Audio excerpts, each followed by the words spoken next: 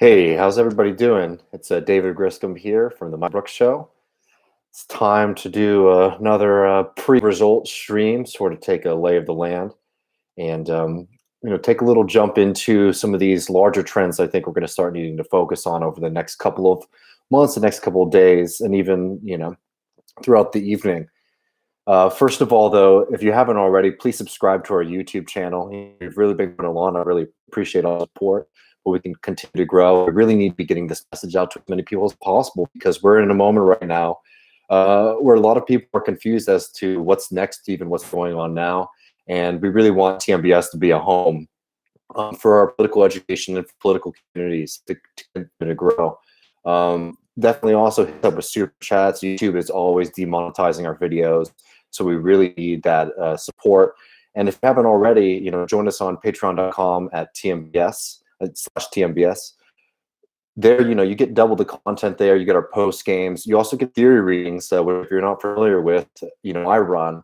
Each week I try to take a deep dive into either like economics, philosophy, political theory, and start moving this political education forward, because what we're seeing right now is that we need to learn a lot very quickly, and we don't have the luxury of sitting around because our enemies are moving very fast and they're very prepared to try to stifle this movement.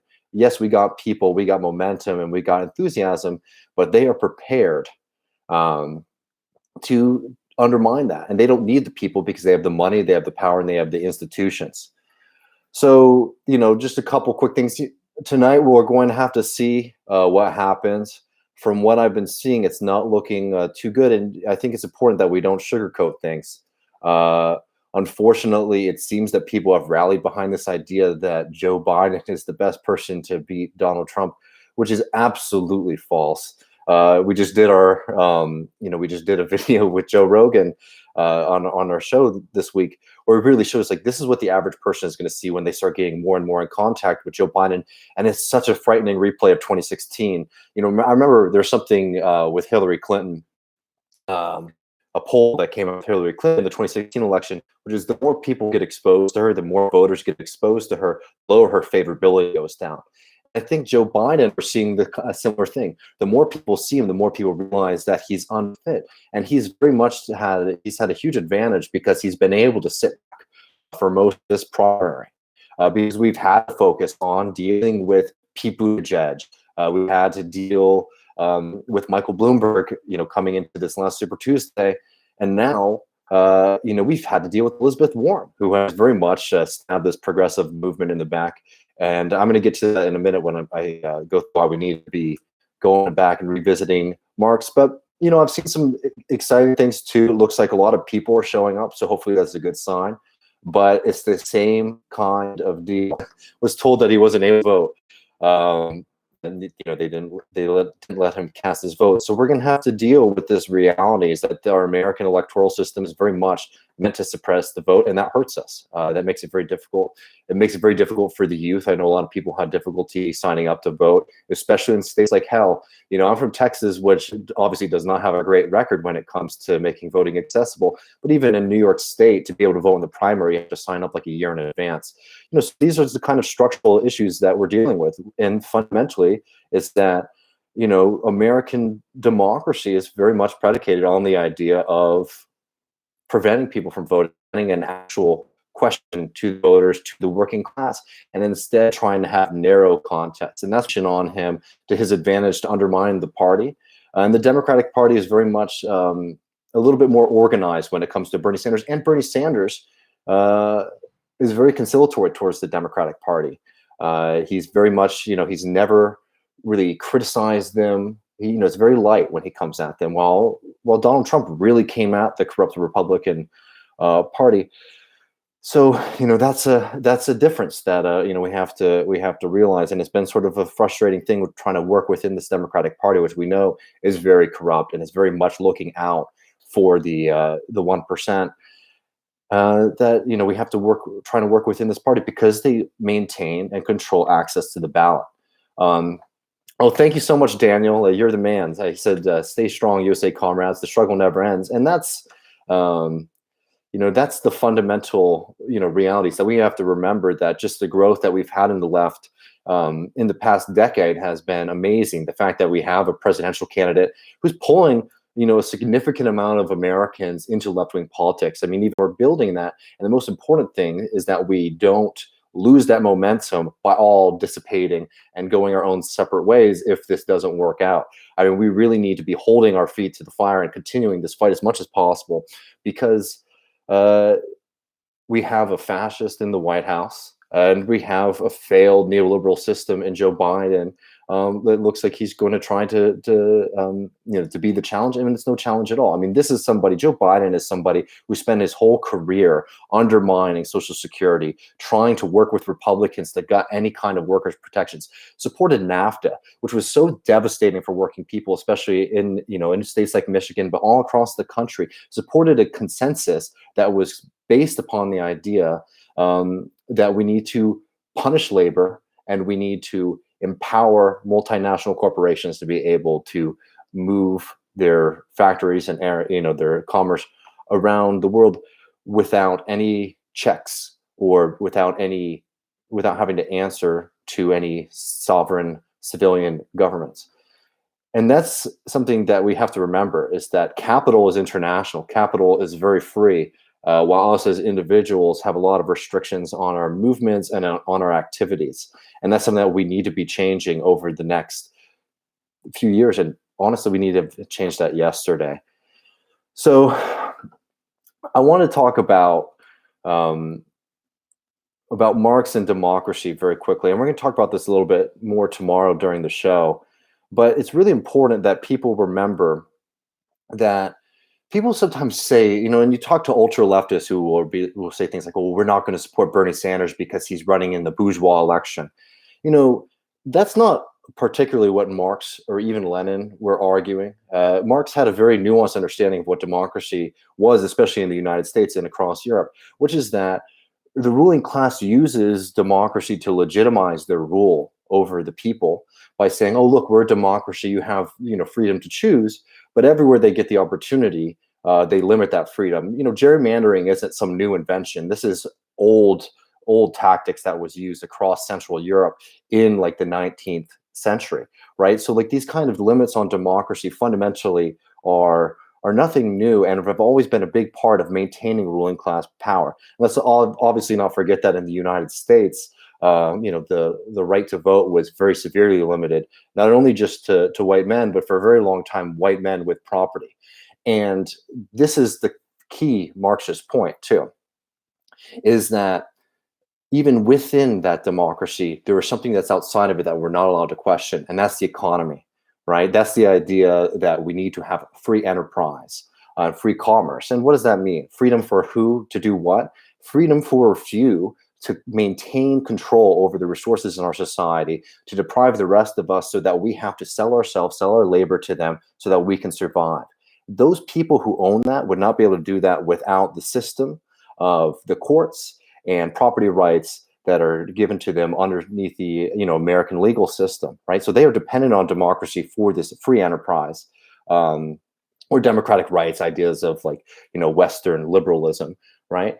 And we're never allowed to question that, right? So that's a severe limit on democracy. It's why people say, well, you'll never be able to vote their power away.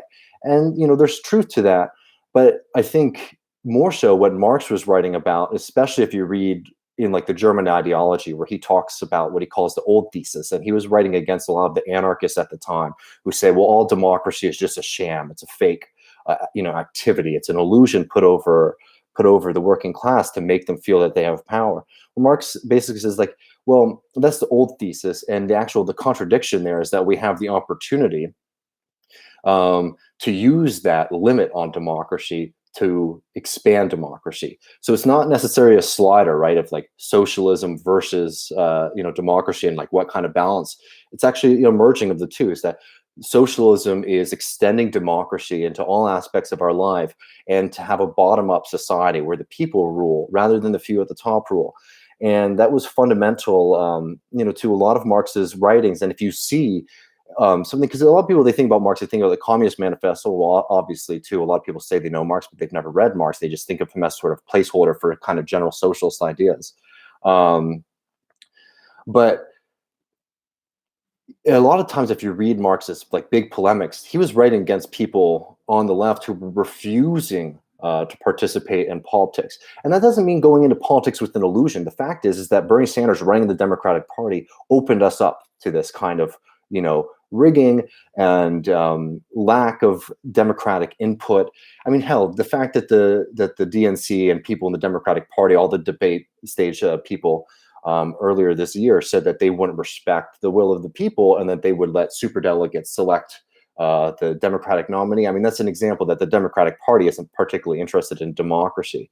So we don't go into that with those illusions, but we also recognize that we have an opportunity here to show that there are contradictions and there are limits to democracy under our system, and to say, okay, well, what is the answer to a crisis of democracy? More democracy. And that's something that we really need to be hammering home as much as possible, is not only, look, we live in a system that has severe limits on democracy, and us on the left, us as socialists, our goal is actually to expand that democracy.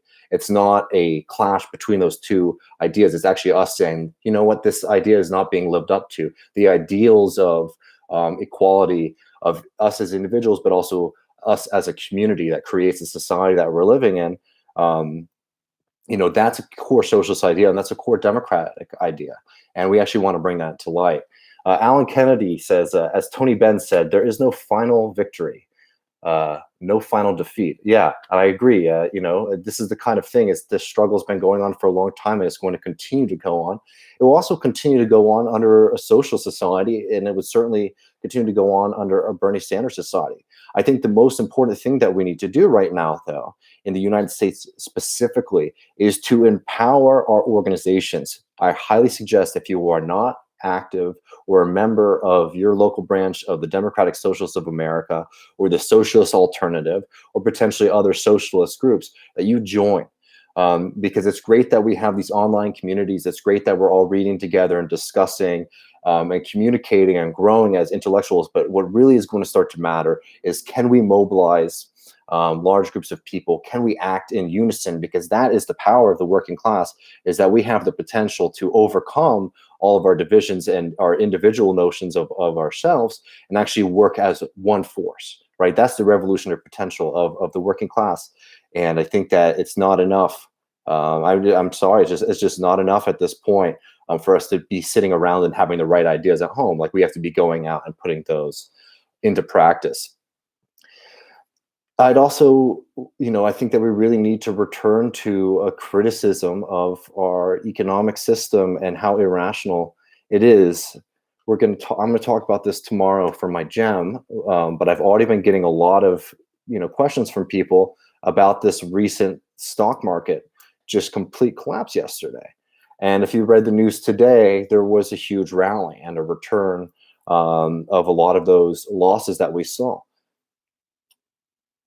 It's not particularly a rational system, the stock market. It's a system that's based on the confidence and the enthusiasm of a very small segment of the population.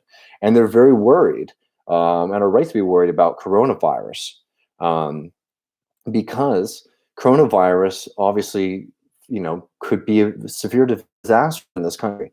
Not to mention the fact that in the United States of America, we do not have guaranteed health care for people, which makes for a lot of people, they struggle to pay their medical bills.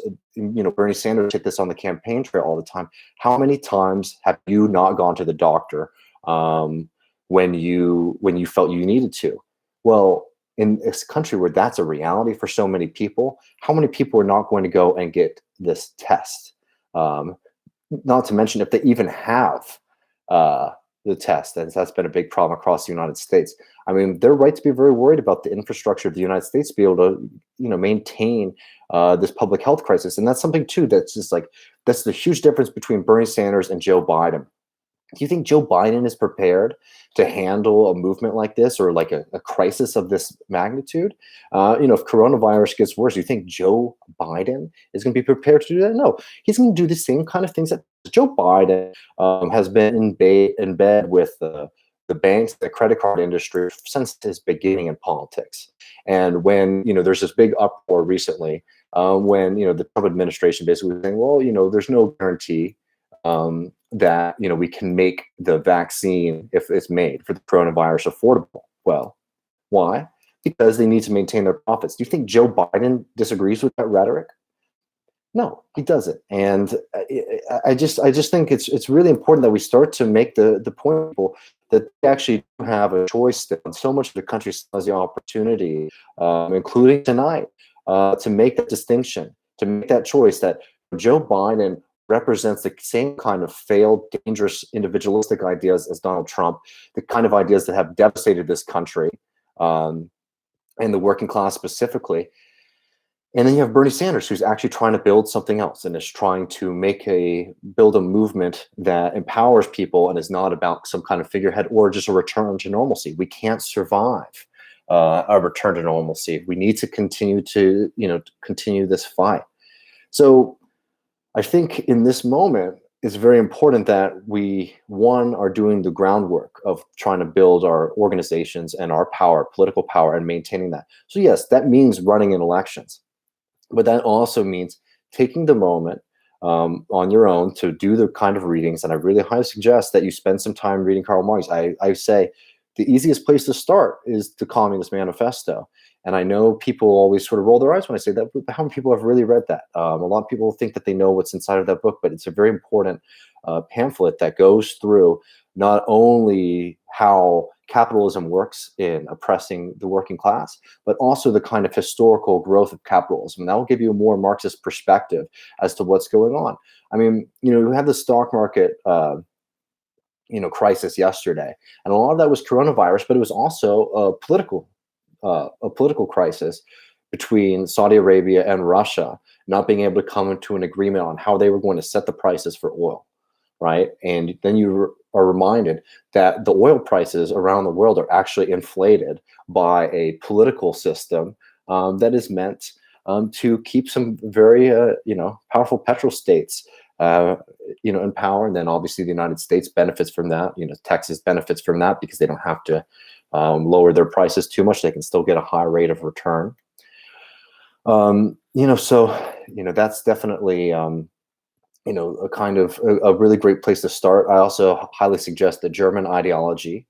It's a very phenomenal text that sort of takes you through the problem of ideology. That's where Marx uses his famous line where he sort of criticizes idealism because it was coming from the heavens down to man, down to earth, right? But rather, he says that was the old way of looking at the world, right? Is that, the heavens or the gods or the great ideas, they came down into our mind, and they, that's how it worked. He says, no, actually humans create their ideas, and that's what creates our ideology, right? So rather than this idea that there's some kind of pure form of truth out there, it's the opposite, is that we actually are constructing this, and we're constructing this within the limits of our society. So that's why the economic relations, the social relations that you live under are very much going to affect the way that you think. And that's very important under capitalism, because going back to the democracy question, if you grow up thinking that you live in a democracy like we do in the United States, and then you start to realize that that's not the case, people have a very difficult time with having faith in other systems because of that. And that's been one of the most frustrating things about the results of over the past week, and even the polling. Every state that I've seen, when they do exit polling, they say, do you support Medicare for all? And the vast majority says yes.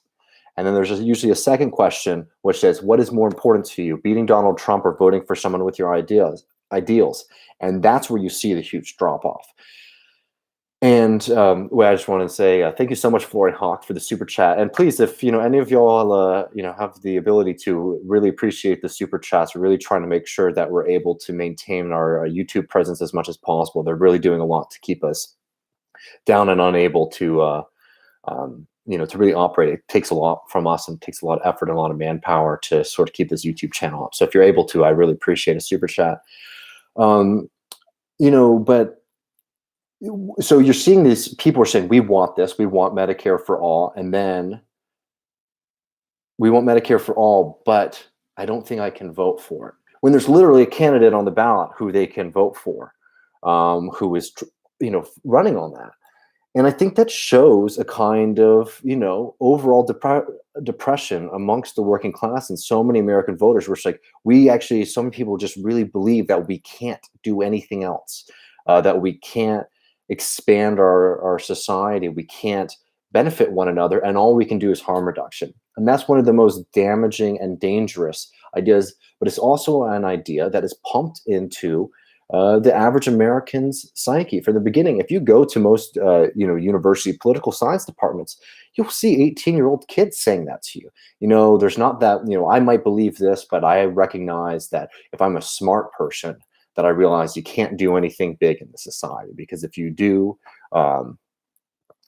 if you do anything big, you're bound to fail. And it's something that we really need to beat and recognize that that's a part of ideology. That's a part of what, Mark Fisher calls capitalist realism, is that this idea is that not only are we at the end of history, but it's not triumphant. It's actually a kind of depressing end of history. And that's not the case. We have so much power and we can do so many things. Just the past decade has shown that as a left, we can really grow. And we can make movements, but we also need to learn from our mistakes and recognize this. This is one of the most fundamental lessons, I think, that we've had to learn from this election. We need to grow this socialist movement, this democratic socialist movement, as much as possible. We need to be looking out and trying to bring people in. But we also need to recognize that there are a lot of people out there who have been saying that they're progressive and that they're on the left, and they are not our friends. We learned that with Elizabeth Warren. She spent the past year basically running interference against the Bernie Sanders campaign. And she gained no traction and continued to stay in the race, and now has not endorsed him, because Elizabeth Warren is not an ally of the Democratic Socialist Project. Elizabeth Warren might have recognized that there's some things wrong with our system, but they wanted to maintain the system. Just real quick, thanks so much, dude, man. I appreciate your support for sure, too. And Cody Holman just joined the North Texas DSA. Thanks for all the work you do, David. Hey, that's awesome, Cody. I mean, that's exactly exactly what we need to be doing. I'll tell you, the Texas DSAs are really phenomenal. I know a few people in the North Texas DSA. They do great work. The Austin DSA really just puts their nose down and fights and does the kind of work without a lot of the drama that you see, unfortunately, some of the other chapters. But here's the thing: Elizabeth Warren's not our friend. And I also think it's very important, too, that we don't need to do a witch hunt kind of thing. But there's been a lot of people who have made their living being spokespeople for the left, that they're the person who goes on, the important CNN, the MSNBC panels, they get invited to speak to universities, and they're the left winger, right? And they're not. For the most part, they might be left of the Democratic Party, but the Democratic Party has fundamentally been a right-wing party, throughout my whole life, for sure, and pretty much for its entire existence, right? So these people who've been put into power and are basically think that they can be mouthpieces for a movement that they're not a part of, we need to stop allowing them to do that. We need to be growing our movement, but we also need to be making sure that we are not making alliances with people, or allowing people to speak for us, or allowing people to think that they can speak for us who do not share our values. This is no time for compromise. We are facing a climate crisis, a climate disaster. We're facing one of the slowest recoveries in history that has only been benefiting the far right across the world. And we are seeing a very frightening uptick in militarism and United States bravado that could only lead to devastation for people around the world. And at the same time, we're also seeing the United States imperialist system working around the globe to destroy left-wing movements. This is no time for compromise. And we can't let the people, look, there's a lot of people who survived on the left before there was a big Bernie Sanders movement, right? And they might have private sympathies where they're like, oh, I think that potentially, right? I think that potentially, like, I like some kind of socialist programs, but we can't do that. Or I know that if I come out and say that, then I won't be invited on these shows anymore. I won't be able to write a book for a major publisher anymore. So they were cowards. That's it. I'm sorry. They were cowards when it mattered, and they didn't stand up for their ideas if they held them. And I don't know why we think that we need to empower those people to be speaking for us now, right? We very much need to be making sure that we're not going to allow this movement to be co-opted by people who were too afraid to stand up under Bill Clinton and under Obama and certainly under Bush, right? When they saw the rise of, under Bush, they saw the rise of what appeared to be, the return of a kind of neoconservative, ideology, a neo-imperial idea.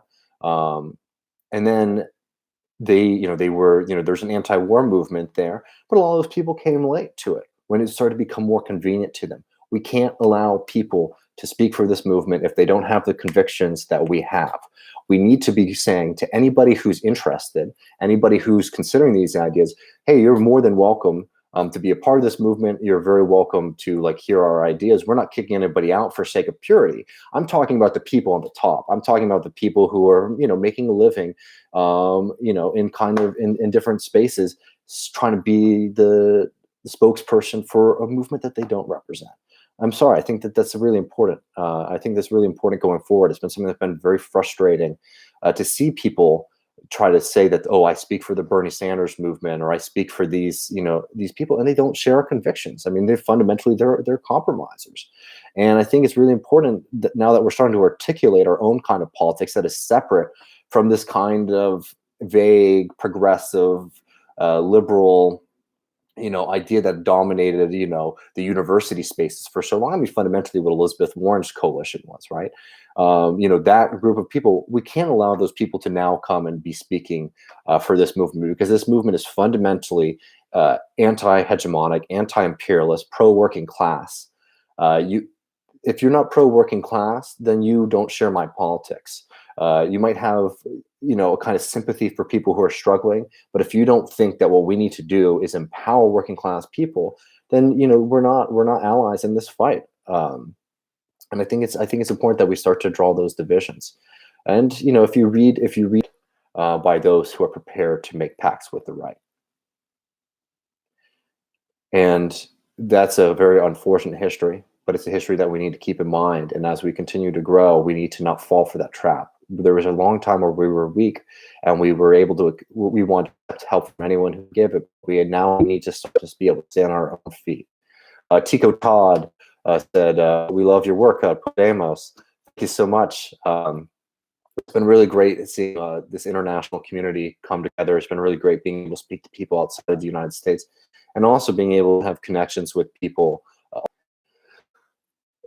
To build something beautiful, and we can't stand cowards, and we can't stand compromisers. There's no compromise at this moment. So let me see. I want to make sure before I go, I hit all the things I wanted to.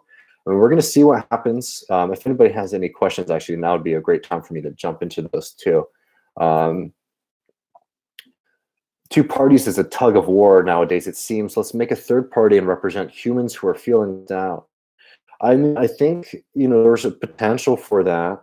But the problem with third-party movements in this country, and it's been, Engels wrote that, you can't build a third party in the United States because the Democrat and Republican Party have such a monopoly over ballot access.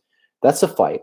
That's a political fight that we can win, but we need to have a strategy for dealing with it, because the problem with so many third-party movements in this country has been that, you might have some enthusiasm in some races or even the presidential races, but it dissipates and it's hard to build off of. It's been something that's been very difficult. The Green Party, for example, is a very eclectic party. I mean, it has everything from true socialists to just people who are anti-vaxxers, and they're sort of in this big tent. It can be very ideologically confusing. And unfortunately, too, if people who are familiar with Green Party politics, institutionally, there's some major issues when it comes to democracy within that party as well. So, that's another lesson to learn. I have not read McNair's Revolutionary Strategy. I'll be sure to check that out. That sounds interesting. Do you think Bernie talking about open borders is a good idea in order to win?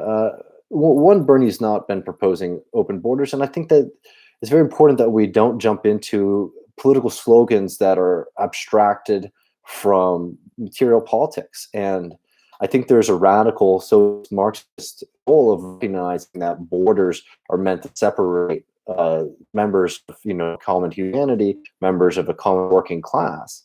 We're at a time right now where a lot of people are fighting for borders. I mean, that's something that's been going on. For example, with Kurdish people, they're very much trying to fight for their borders. I think, also if you talk to people in Indian countries, something that's very important too is having, sovereignty. So I don't know if we're at a point right now, the United States, where proposing an open borders policy would be something that would, one, win politically, but two, would sort of move the conversation forward. I think maybe making a larger political point about borders, function border serve, maybe might be politically interesting, but I don't know if that's necessarily something that would be applying. Thanks so much, John Howell. Really appreciate the support. We've been really humbled by everybody out there. Yeah, so we have a big night tonight. I think it's we'll have to see. I don't know. It has not been looking as encouraging as we would like it to be, but I don't think that's any reason to give up, and I don't think that that's what our plan is. I think that we're learning our lessons that we had to learn very quickly. I think in a lot of ways our movement has been very exciting, but Jesus, I mean, we're operating on a national level with a movement that a couple of years ago just did not have the kind of national apparatus that we do today. I think learning the lessons that we've learned from what happened with Elizabeth Warren in that kind of PMC class, the professional managerial class, was a real lesson that there are people out there who might not be centrists particularly, but that doesn't mean that they share our politics. And I think that's an important lesson. I think it's very important that we articulate that while we have the goal and the eye of bringing people in. This is not about creating kind of personal fiefdoms across the country. You just have like 10 pure socialists, right? And we kick anyone out who doesn't share our politics. I'm talking about the powerful. I'm talking about the cowards who for years had the opportunity to make changes and they didn't because it wasn't politically convenient. Those people will always go where the wind blows. And that's what we saw with Warren. Warren went one way when it looked like supporting Medicare for all would be a good plan for her. And then you started to see the hedging that happened. Warren was saying, I'm with Bernie for a little while going into the campaign. And then when it started to look like it wasn't as politically beneficial to the campaign, boom, it's done. We don't have time to deal with people at the top who are compromisers and cowards. That's it. Somebody asked me a question. Let me get that. Joshua Pym, if we are talking about Marx, can you explain what he means by contradictions? Yeah, there's a dialectical logic to Marx, and I think the word contradictions confuses people because it's not. It can be contradictions in the way that like you say one thing and then 5 minutes later you say the opposite. It's for Marx. There's this idea, right, that I'll just give you an example of like the transition from feudalism to capitalism, capitalism to socialism, right? So a contradiction would be something like this. Feudalism operated very well for a period of time, right? And you had people who had to live, on land and they weren't allowed to leave the serfs. You started to see a shift in power between the kind of old world, right? The old kind of, powers of the monarchy, powers of tradition, powers of the aristocracy, right? And a kind of growing merchant class that started to have the money. They started to have the money while the crown had the political power still. And eventually there's a tension, which Marx would call a contradiction between those two ideas. The contradiction was that the political power is in the hands of, the monarchy, basically this old system, and the rising power is the bourgeoisie, right? And the bourgeoisie, was a revolutionary class in the sense that they were trying to fight for equality under the law to get rid of rights and traditions that gave people special powers based on their birthright. The contradiction that you see under capitalism, under the shift to kind of democratic capitalist societies, is that for the bourgeoisie, right, the upper class, the wealthy, to be able to realize themselves as a class, to be able to be the class that overthrew feudalism and implement capitalism, they had to create the poverty of the proletariat. So the proletariat is in connection. So like the bourgeoisie creates the proletariat, and the proletariat is necessary for the bourgeoisie to realize themselves as a class, right? There's a tension there. There's a contradiction. And that's the kind of basic idea of what Marx means by contradiction, right? Is that there's opposing forces that make up a whole. And it's recognizing those tensions. That's how you see the direction that society is going in. So the idea is that under capitalism, you know, the proletariat is actually the agent that makes everything possible, because it's their labor that creates the commodities and the value of society. But they're held down by the society. So in the same way that under feudalism, this growing merchant class, this kind of nascent bourgeoisie, was actually the one who had the power and the wealth in the society. They are being held down by the old order. That's the system that we're living under today. And that's the kind of general idea of like contradiction in Marxism. And there's, smaller versions of that. That's the kind of larger, that's the kind of larger idea. Like, a contradiction could be something like the Democratic Party. The Democratic Party is ostensibly the working class party, but everywhere it sees the working class, it steps on them, right? So for the Democratic Party to function, it needs to get working class votes, right? But it can never answer the desire of the working class, because its fundamental function under capitalism is to prevent, in the United States, is to prevent there from being a labor party or a worker party, right? So that's a contradiction within the Democratic Party. But even though those two things are in conflict, they actually create the possibility of the Democratic Party, right? So that's the kind of, that is the kind of idea of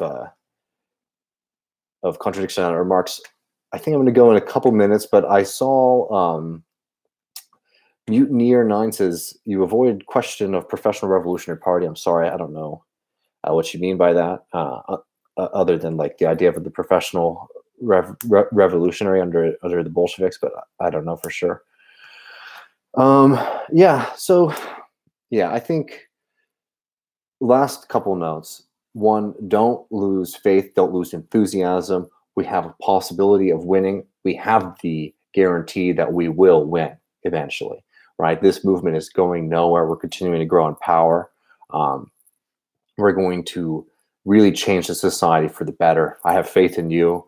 I would highly suggest joining your organizations. We really need to make sure that if we don't have this political vessel going forward, just saying, we can't sugarcoat things. We need to be prepared for all situations. If we don't have a Bernie Sanders campaign to rally around in the future, we need to make sure that we're coming together in some kind of coherent political fashion, so that we don't lose this momentum and this power that we have. And I highly suggest spending some time reading your Marx.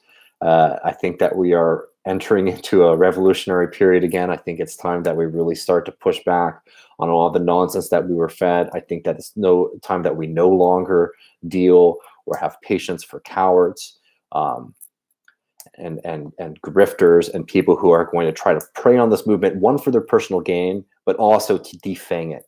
That's what these people want to do. They want to come out there and say, I speak for these people, but they don't want to speak for your anger. They don't want to speak for the reality that we are prepared to radically change this country. Don't allow those people to speak for you. And, a couple, last things. So Michael Brooks is going to be doing a stream this evening. So be sure to check that out. I think he's going to be doing it after the results have come in. So be sure to come back for that. We have a show tomorrow. It's going to be a very awesome show with Adolph Reed and Liz Franzik of TrueAnon podcast.